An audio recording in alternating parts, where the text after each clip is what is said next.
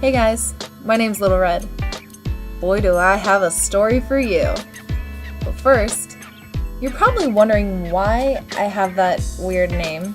Well, my favorite color is red, and I went through a weird phase where all I wore was red.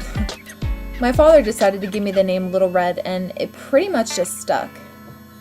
I live in a small cabin in Alaska, deep in the woods, with my mother, father, my little brother Jake, and our dog Sam. It was a Sunday, and just like every Sunday for forever, my mother sent little Jake and I to Graham's house, and the shortest way to get there is a path through the woods.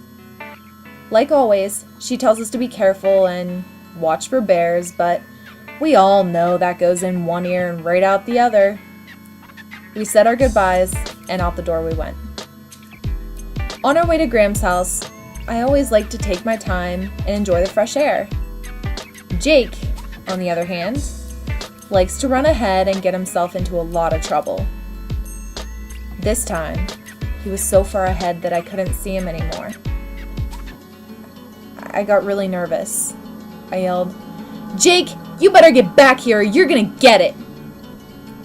I finally caught up with him, but he was bent down and I couldn't really see what he was doing.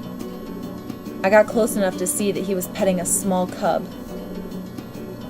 "Jake, I don't think that's a good idea," I said. Jake rolled his eyes and continued to pet the cub. "You know, Jake, when there's a baby bear, there's usually a mama bear."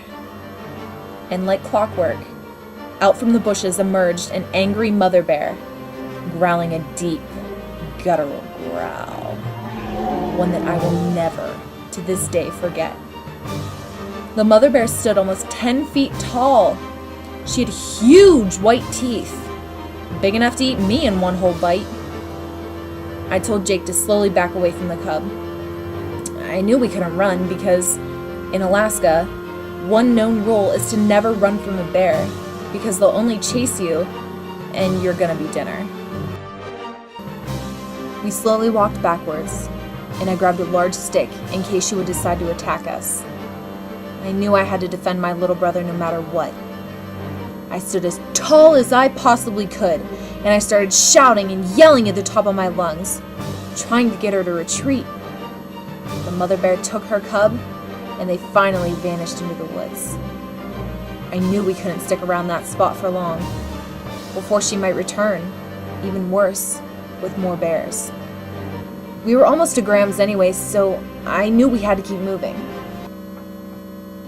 We walked as fast as we could, keeping an eye out for the bear.